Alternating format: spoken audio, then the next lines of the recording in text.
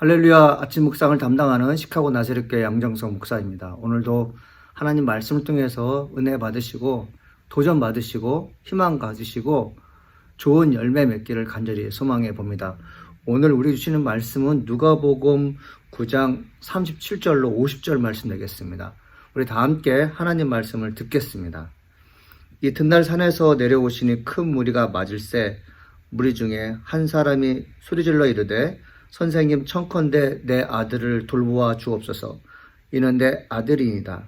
귀신이 그를 잡아 갑자기 부르짖게 하고 경련을 일으켜 거품을 흘리게 하며 몹시 상하게 하고야 겨우 떠나가나이다. 당신의 제자들에게 내쫓아 주기를 구하였으나 그들이 능히 못하더이다. 예수께서 대답하여 이르시되 믿음이 없고 패역한 세대여, 내가 얼마나 너희와 함께 있으며 너희에게 참으려 내 아들을 이리로 데려오라 하시니 올 때에 귀신이 그를 거꾸로 들이고 심한 경륜을 일으키게 하는지라. 예수께서 더러운 귀신을 꾸짖으시고 아이를 낫게 하사 그 아버지에게 도로주시니 사람들이 다 하나님의 위엄에 놀라니라. 그들이 다 그 행하시는 모든 일을 놀랍게 여길새 예수께서 제자들에게 이르시되 이 말을 너희의 귀에 담아두라. 인자가 장차 사람들의 손에 넘겨지리라 하시되 그들이 이 말씀을 알지 못하니 이는 그들로 깨닫지 못하게 숨긴 바 되었음이라. 또 그들은 이 말씀을 묻기도 두려워하더라. 제자 중에서 누가 크냐 하는 변론이 일어나되 예수께서 그 마음에 변론하는 것을 아시고 어린 아이 하나를 데려다가 자기 곁에 세우시고 그들에게 이르시되 누구든지 내 이름으로 이런 어린 아이를 영접하면 곧 나를 영접하며 또 누구든지 나를 영접하면 곧 나를 보내신 이를 영접함이라. 너희 모든 사람 중에 가장 작은 그가 큰 자니라. 요한이 여짜오되 주여 어떤 사람이 주의 이름으로 귀신을 내쫓는 것을 우리가 보고 우리와 함께 따르지 아니하므로 금하였나이다.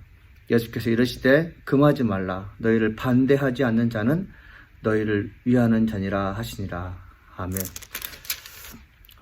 누가복음 9장 37절로 50절 말씀은 우리들에게 많이 알려지기도 하고 우리들이 많이 나눈 얘기도 합니다. 저는 이 말씀을 읽으면서 인간에게는 뭐가 있다? 불가능한 것이 있다. 불가능하다는 것은 무엇입니까? 내가 감당할 수 없는 것이 있습니다.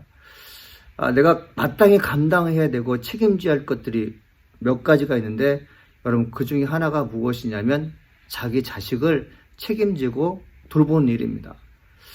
자기 자식을 돌보지 못할 때 자기 자신에 대해서 책임을 지고 케어를 못할 때 부모로서는 참 마음이 아픈 것이죠. 오늘 성경에는 마음 아픈 아버지가 나옵니다.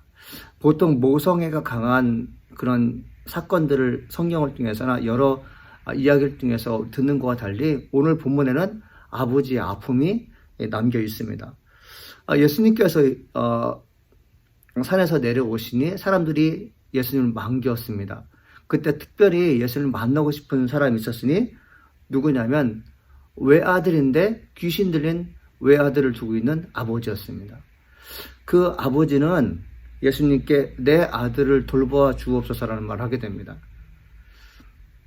아버지의 책임이 뭐예요? 아들을 돌보는 겁니다.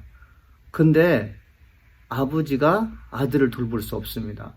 왜 돌볼 수 없냐면 그 아들을 누가 돌보는가 하면 귀신이 돌보는 것입니다. 인간은 귀신과 싸워서 이길 수 없다는 것을 오늘 본문을 통해서 말씀해 주고 있어요. 귀신이 돌보니까 아들이 아버지의 말을 듣지 않습니다. 즉 정상적인 사람의 말을 듣지 않아요. 이건 너무 답답한 일이죠. 고통스러운 일이죠. 아비의 말을 들어야 할 아들이 아비의 말을 듣지 않고 귀신의 말을 듣고 행동하니 사람으로서는 할 수 없는 말을 하게 되고 사람으로서는 할 수 없는 행동을 하게 됩니다. 짐승보다 더 싸나우게 행동을 하게 되고 그리고 누가 봐도 사람이 아니라는 것을 확연하게 드러나게 됩니다. 그가 갑자기 소리를 지릅니다. 경련을 일으켜요. 거품을 일으켜요. 얼마나 무섭겠습니까? 누가 돌보기 때문에 그렇습니까?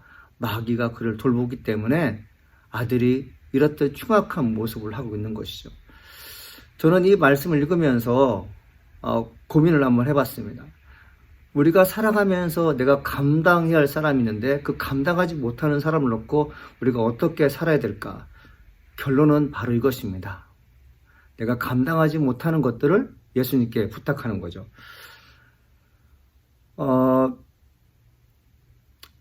그 귀신 들린 아들을 데리고 있는 아버지가 예수님께 아이를 부탁하자 예수님께서 뭐라고 말씀하십니까?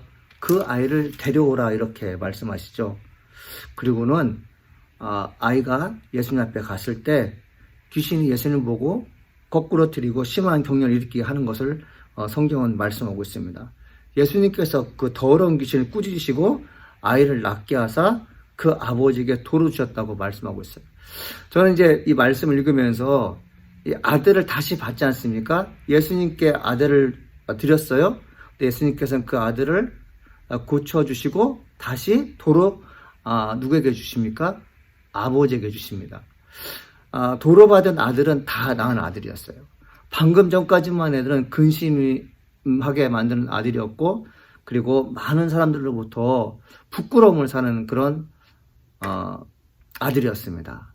아버지로서 그 아들에 대해서 책임을 못 지는 것 때문에 고개를 들지 못하고 늘 창피하게 사는 그런 아버지였는데 예수님께 아들을 맡겼을 때 그 아들이 정상적인 사람이 되어서 아버지를 맞이하는 걸 볼 수 있습니다.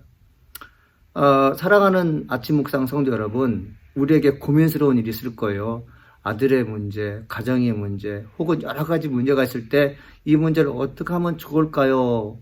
라고 고민할 때 여러분 고민하지 마십시오. 하나님께 맡기는 것입니다. 하나님께 드리는 것입니다. 그 어떤 어려움도 예수님께서는 다 책임지시고 해결해 주실 것입니다. 여러분 그거 믿으세요? 귀신이 예수님 보고 떨었다고 되어 있어요. 사람들은 그 귀신 들은 건 알았지만 귀신의 형체를 볼 수 없어요. 그러나 귀신은 예수님을 보고 떨었고 예수님은 귀신을 보았기 때문에 영적인 전쟁이 일어나는 것이죠.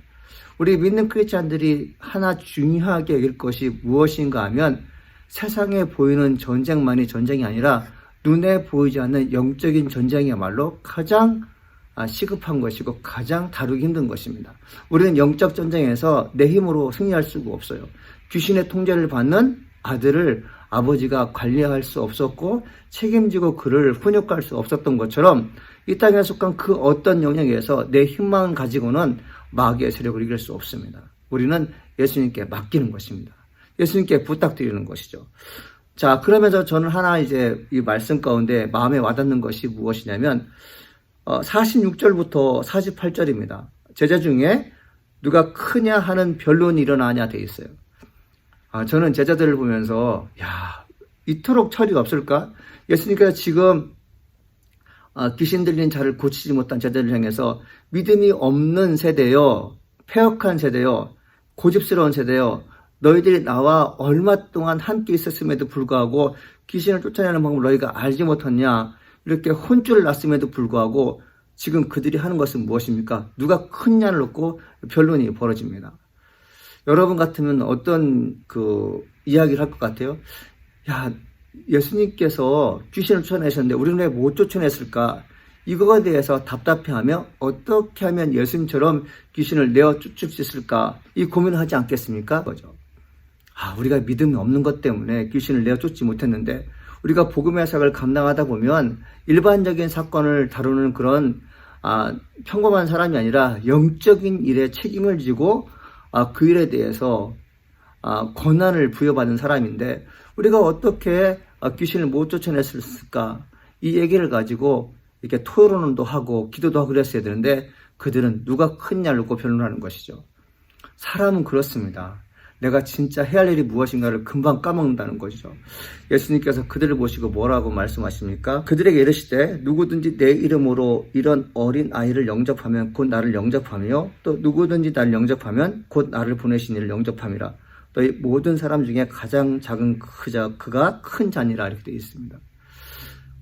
어린아이들은 어떤 사람입니까? 크다, 작다 놓고 그렇게 따지는 아이들이 아닙니다.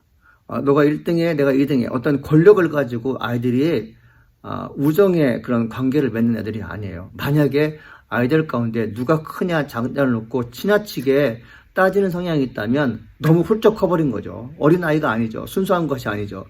예수님께서 뭘 보십니까? 너희들이 어린아이처럼 되지 않으면 결단코 아버지께로 갈 적 없다.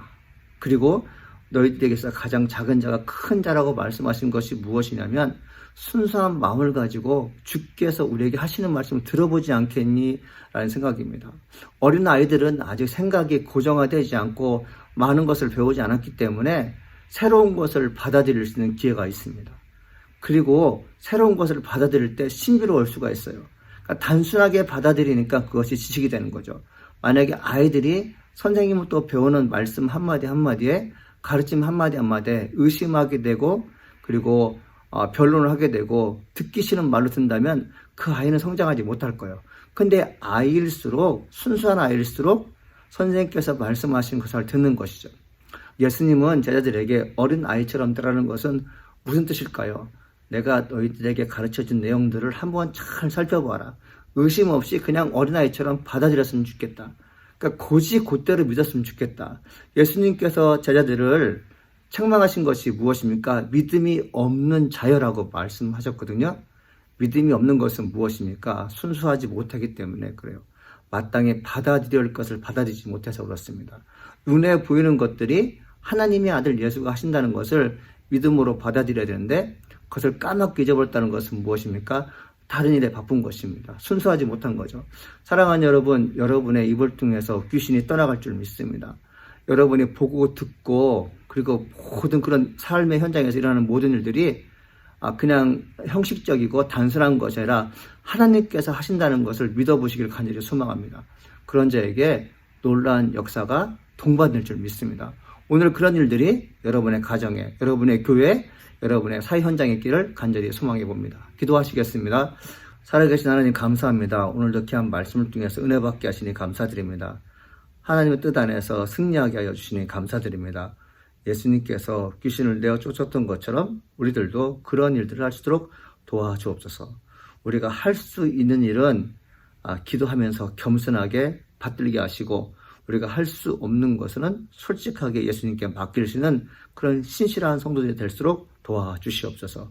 오늘도 주의 은혜로 큰 복을 받게 도와주시옵시고 내 삶의 현장에서 은혜롭고 아름답고 축복된 일들이 많이 일어나게 도와주옵소서. 병든 자를 치유하시는 예수 그리스도를 만나게 하여 주시옵시고 나를 통해서 십자가 지신 예수님 때문에 내가 지옥 갈 수밖에 없었는데 하나님 나라에 갈 수 있다는 것에 대해서 다시 한번 감사할 수 있는 하루가 되게 도와주옵소서. 예수님의 이름으로 기도합니다. 아멘.